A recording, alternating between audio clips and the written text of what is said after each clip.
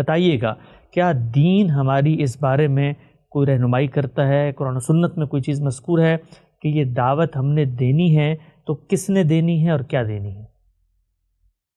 ہمارے ہاں یہ لفظ تو بہت استعمال ہوتا ہے، دعوت دین، دین کی تبلیغ، اور ہم یہ بھی جانتے ہیں کہ ہمارے گرد و پیش میں اپنے اپنے طریقے پر لوگ یہ خدمت انجام دینے کی سعی بھی کرتے ہیں اور کرتے رہے ہیں۔ عام آدمی کے سامنے بھی کبھی دعوت اور کبھی تبلیغ کے الفاظ میں یہ چیز آتی رہتی ہے، اور اس کی تشریحات، توضیحات بھی مختلف اہل علم کی طرف سے سامنے آتی ہیں، اور لوگ ان پر اپنی زندگی کے فیصلے بھی کرتے ہیں۔ لیکن میں نے یہ دیکھا کہ دعوت دین، یہ سب الفاظ تو بولے جاتے ہیں، ظاہر ہے کہ یہ الفاظ خود قرآن میں استعمال ہوئے ہیں، تبلیغ کا لفظ بھی آیا ہے، دعوت کا لفظ بھی آیا ہے، بلکہ اپنے پیغمبر کو خطاب کر کے کہا ہے کہ ادعو الی سبیل ربک بالحکمت والموعظۃ الحسنہ۔ پھر اس موضوع پر لوگ بھی تقریریں کرتے رہتے ہیں، بیان بھی کرتے رہتے ہیں، لیکن کیا اس کا کوئی ضابطہ، کوئی قاعدہ اللہ تعالیٰ نے بیان کیا ہے، یا یہ ذمہ داری تو ڈال دی ہے، اس کے بعد ہمارے اوپر ہے ہم جس طرح چاہے اس کو ادا کر دیں؟ میں اس نتیجے پر پہنچا کہ اس باب میں ہمارے ہاں بدقسمتی سے نہ فقہا نے اس طرح کام کیا جس طرح انہوں نے مثال کے طور پر نماز، روزہ، زکوٰۃ، اس طرح کی چیزوں پر کام کیا ہے، نہ متکلمین کے ہاں یہ چیز اس کے سارے پہلوؤں کے ساتھ زیر بحث آئی۔ اس پر بھی بہت دیر غور کیا کہ اس کا باعث کیا ہوا ہے۔ اندازہ یہ ہوا کہ رسالت مآب صلی اللہ علیہ وسلم کی دعوت وہ آخری دعوت تھی جو ایک پیغمبر کی حیثیت سے زمین پر برپا ہوئی، اور بڑے غیر معمولی نتائج اس کے نکل آئے۔ یعنی اس سے پہلے کم ہوا ہوگا کہ تاریخ میں اتنے غیر معمولی نتائج نکل آئے ہوں۔ زیادہ تر خود قرآن میں بیان ہوا ہے کہ قومیں برباد کر دی گئیں، 2، 4، 10 لوگ، اس سے زیادہ ایمان نہیں لائے، کوئی ایسا نتیجہ نہیں نکلا جس کو واقعی نتیجہ کہا جا سکے۔ بنی اسرائیل کی مثالیں اس لیے نہیں دینی چاہیے کہ بنی اسرائیل تو اللہ تعالیٰ کی اپنی بنائی ہوئی قوم ہے، یعنی وہ پیغمبروں کی اولاد ہے جس کا انتخاب کیا گیا، اور پھر ایک لمبے عرصے تک اس کو پیغمبروں ہی کے زیر تربیت رکھ کر ایک امت کی صورت دی گئی۔ باقی قوموں کا انجام کیا ہوا وہ آپ قوم لوط کی سرگزشت میں دیکھ لیجئے، قوم نوح کے یہاں دیکھ لیجئے، قوم شعیب کے یہاں دیکھ لیجئے۔ رسول اللہ صلی اللہ علیہ وسلم کی دعوت البتہ بڑی غیر معمولی طریقے سے نتیجہ خیز ہو۔ سرزمین عرب میں جتنے لوگ بھی اس وقت بستے تھے ان کی بہت بڑی تعداد ایمان لے آئی۔ خود قرآن نے اس کی تصویر کھینچی ہے کہ يدخلون فی دین اللہ افواجا، لوگ فوج در فوج دین میں داخل ہو گئے۔ پھر یہی نہیں ہوا، اس کے ساتھ ایک حکومت قائم ہو گئی۔ یعنی دنیا میں بہت کم ایسا ہوتا ہے کہ کسی دعوت کے نتائج سیاسی ہو جائیں۔ اس سیدنا مسیح کی دعوت کو سیاسی نتائج تک پہنچنے میں 350 سال لگ گئے، لیکن رسول اللہ صلی اللہ علیہ وسلم کے معاملے میں یہ نتیجہ خدا آپ کی حیات طیبہ میں نکل آیا۔ اور پھر نتیجہ یہاں تک نہیں رہا، بلکہ اس نے اس وقت کی دنیا میں جو بڑی بڑی قوتیں تھیں ان سب کو سرنگوں ہونے پہ مجبور کر دیا، اور ایک بڑے علاقے میں جو دنیا کے 3 براعظموں کی سرحدوں تک پہنچ گیا، یہ حکومت ایک سلطنت بن گئی، یعنی دنیا کی بڑی سلطنتوں میں اس کا شمار کیا جا سکتا ہے۔ اور یہ سب کچھ آنن فانن ہوا، یعنی زیادہ سے زیادہ 15-20 سال میں یہ سب کچھ ہو گیا۔ یہ ایک بڑا غیر معمولی معجزہ تھا۔ میں نے اس کی تفصیلات ایک ترتیب کے ساتھ اعتراضات سیریز میں اس وقت بیان کی ہیں جب ہم نے اتمام حجت پر گفتگو کی۔ یہ ہو گیا۔ مسلمان اس پس منظر میں ایک پیغمبر کے ساتھی کی حیثیت سے نہیں، حواری کی حیثیت سے نہیں، کسی بڑی شخصیت کے تلامذہ کی حیثیت سے نہیں، ایک سلطنت کے حکمرانوں کی حیثیت سے تاریخ میں داخل ہو گئے۔ تو نتیجہ یہ کہ صدیوں تک دعوت ان کو کس مراحل سے گزرنا ہے، ہمیں کیا کرنا ہے، یہ علمی طریقے سے موضوع نہیں بنا، یعنی وہ چیز آخری درجے میں حاصل ہو گئی۔ معلوم ہوتا ہے کہ سارے ہی نتائج نکل آئے جو نکلنے تھے۔ تو جب اس طریقے سے کوئی چیز نتیجہ خیز ہو جائے، اس طرح سے اپنے اکمال کو پہنچ جائے، تو وہ لوگوں کو بے تعلق کر دیتی۔ اس وجہ سے ہمارے ہاں اس پر زیادہ کام نہیں ہوا۔ پہلی باقاعدہ تصنیف، اگر آپ مسلمانوں کی تاریخ کا مطالعہ کریں، باقاعدہ تصنیف جس طریقے سے علم اصول میں امام غزالی کی الرسالہ کو یہ حیثیت حاصل ہے کہ وہ پہلی باقاعدہ تصنیف ہے، بالکل اسی طریقے سے امام شافعی کی الرسالہ، معاف کیجیے گا، بالکل اسی طریقے سے دعوت دین اور اس کا طریقہ کار استاذ امام امین احسن اصلاحی کی وہ پہلی کتاب ہے جس میں دعوت کیا ہے، اس کی ابتدا کہاں سے ہوتی ہے، اس کی حکمت عملی کیا ہے، اس کے مراحل کیا ہیں، یہ سب ایک سائنسی ترتیب کے ساتھ زیر بحث ہے۔ اگر آپ اس کتاب کا مطالعہ کریں، اور جیسے کہ میں نے اپنے شباب میں کیا، تو آپ محسوس کرتے ہیں کہ شاید یہ دنیا کی تاریخ کی بے نظیر کتابوں میں سے۔ میں نے بلا مبالغہ عرض کر رہا ہوں کہ مولانا سید ابو اللہ صاحب مودودی جیسے شخص کو بھی اس کے بارے میں اسی تاثر کو اظہار کرتے ہوئے دیکھا، اور بھی بہت سے لوگوں کا یہی معاملہ ہے۔ میرا بھی یہی تاثر تھا اس کتاب کے بارے میں، اور ایک لمبے عرصے تک وہی رہا۔ ہمارے ہاں جب کچھ علمی کاموں کی ابتدا ہوئی تو سب سے پہلے جو کتاب انگریزی زبان میں اور عربی زبان میں تراجم کے لیے ہم نے منتخب کی وہ یہی کتاب، دعوت دین اور اس کا طریقہ کار۔ اور ہمارے عزیز مستنصر میر جو اس وقت اوہایو یونیورسٹی میں پروفیسر ہیں، سب سے پہلے ان کا خیال ہوا کہ وہ اس کو انگریزی زبان میں منتقل کریں۔ اس کتاب کی یہ اہمیت تھی۔ خیر، اس کتاب کی یہی اہمیت رہی اور میں اپنے کاموں میں مصروف ہو گیا، یہاں تک کہ آہستہ آہستہ جو کام میں نے اپنے پیش نظر رکھے تھے ان میں بہت کچھ ترمیم و تغیر ہو کے میں نے یہ طے کر لیا کہ ایک ایسی کتاب لکھنی ہے جو پورے دین کو من البدایہ الی النہایہ بیان کرے، اس کے استدلال کے ساتھ، یعنی میزان کا نقشہ بننا شروع ہوا۔ اور اس میں پھر ظاہر بات ہے کہ میں نے یہ طے کیا کہ اس میں ابتدا کہاں سے ہوگی، اس کے مقدمے کیا ہوں گے، اس کتاب میں آگے تقسیم کیا ہوگی۔ بہت سے مراحل سے گزرنے کے بعد ایک واضح نقشہ بن گیا۔ ایک باب کا عنوان یہ قرار پایا کہ اس میں دعوت کا قانون بیان کیا جائے گا۔ یہ آپ جانتے ہیں کہ میزان کو میں نے 2 حصوں میں تقسیم کیا ہے۔ ایک حصے کا عنوان ہے الحکمہ اور دوسرے کا الکتاب۔ یہ اصل میں قرآن کی تقسیم ہے۔ الحکمہ کے تحت جو چیزیں زیر بحث آئی ہیں وہ ایمان و اخلاق ہے۔ قرآن مجید نے بھی اسی طرح اس کو بیان کیا ہے اور ان کے لیے یہی لفظ الحکمہ اختیار کیا ہے۔ اور شریعت کے لیے الکتاب، شریعت بھی کہہ سکتے ہیں، الکتاب بھی کہہ سکتے ہیں۔ ہماری زبان میں اس کا مطلب ہے قانون۔ عربی زبان میں کتاب کا لفظ صرف اس کتاب کے لیے استعمال نہیں ہوتا، یہ قانون کے لیے بھی استعمال ہوتا ہے۔ قرآن مجید کی سورہ بقرہ میں آیت پڑھی ہوگی کہ حتیٰ یبلغ الکتاب اجلا، یہاں تک کہ قانون اپنی مدت کو پہنچ جائے۔ تو یہ قانون کے لیے عام استعمال ہوتا ہے۔ چنانچہ کتاب بھی 2 حصوں میں ہے، 2 اس کے مقدمے ہیں۔ ایک اصول و مبادی ہے جس میں دین کو سمجھنے کے اصول بیان کیے گئے ہیں، پھر ایک دوسرا مقدمہ دین حق ہے جس میں پورے دین کی تصویر کیا بنتی ہے اس کو میں نے نمایاں کرنے کی صحیح کی۔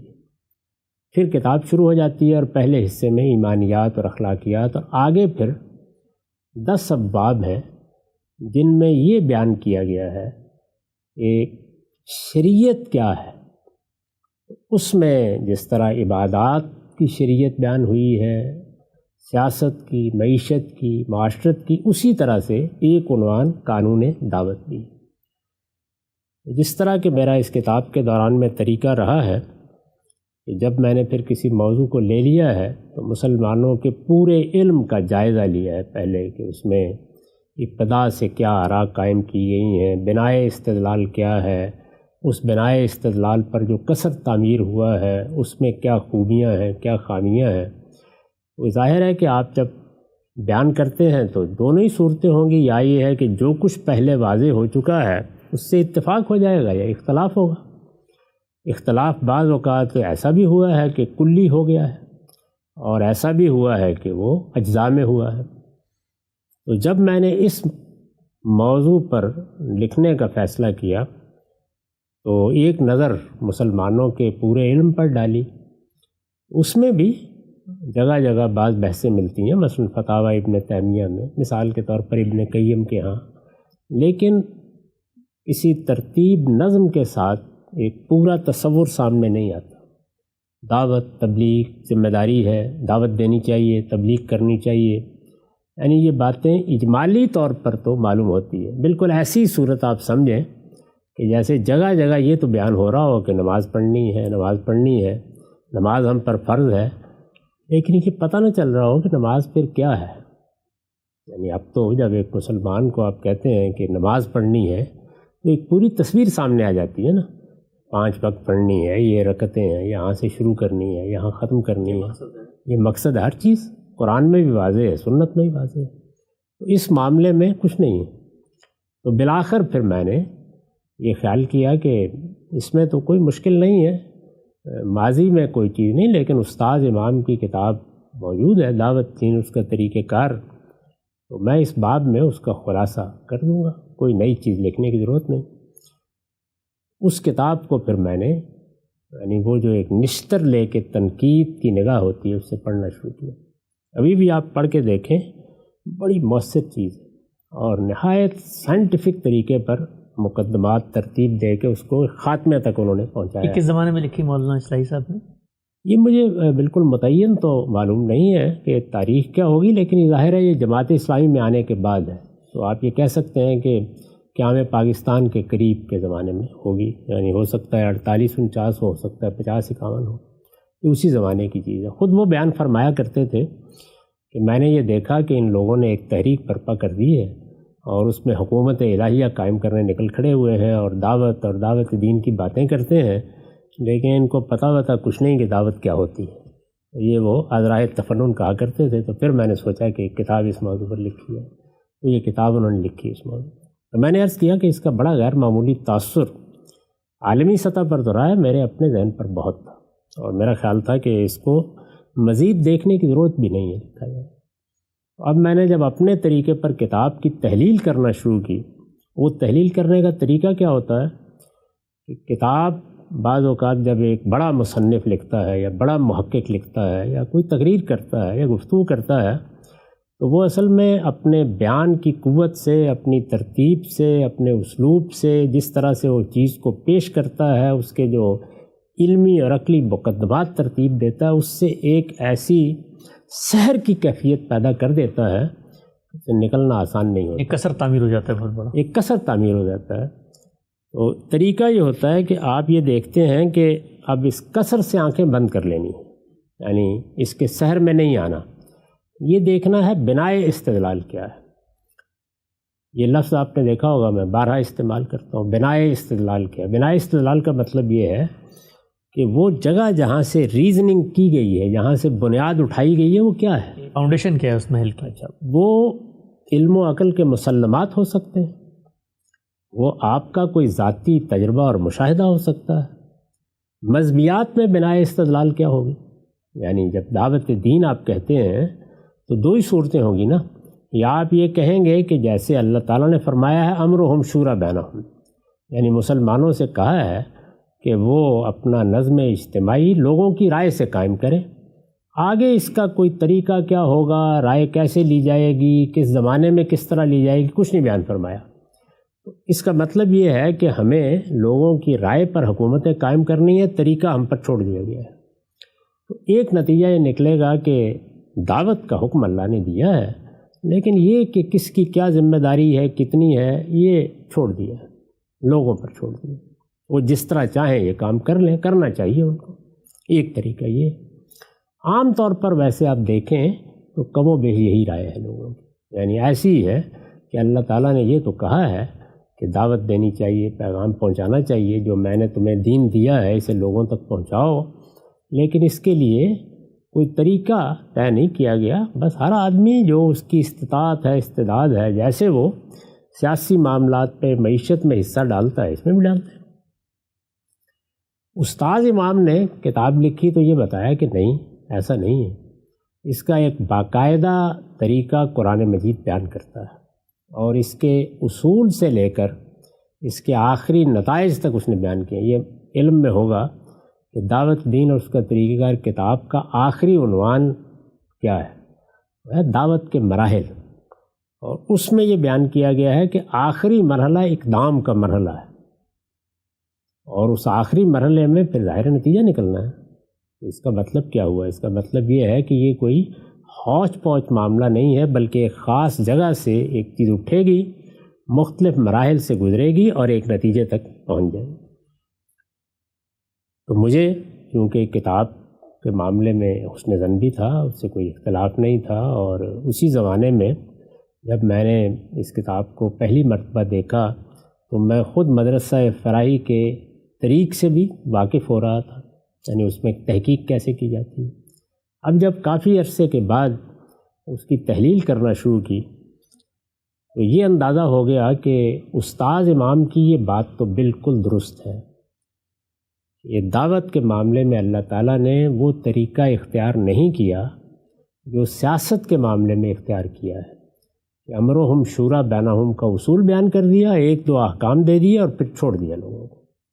نہیں، اس میں چیزیں متعین کی گئی ہیں، بتایا گیا ہے۔ یہ بات تو قرآن مجید کے بہت سے نصوص سے واضح ہو گئی، بالکل، یعنی وہ اتنے واضح تھے کہ پہلی رائے قائم نہیں کی جا سکتی۔ پہلی رائے بھی قائم کی جا سکتی تھی، اس لیے کہ اللہ تعالیٰ نے یہ طریقہ بھی اختیار کیا ہے، معیشت کے معاملے میں اختیار کیا ہے، سیاست کے معاملے میں اختیار کیا ہے، معاشرت کے معاملے میں بھی ذرا زیادہ بڑے پیمانے پر ہدایت دی ہے، لیکن آگے یہی طریقہ اختیار کیا ہو سکتا تھا۔ لیکن ان کی تنقیح کے نتیجے میں یہ واضح ہو گیا، اور ان مقامات کی طرف بھی توجہ ہونا شروع ہو گئی جس میں قرآن اس کو بیان کرتا ہے، اس طریقے کو، یعنی اتنی چیز کے بارے میں کوئی تردد نہیں رہا۔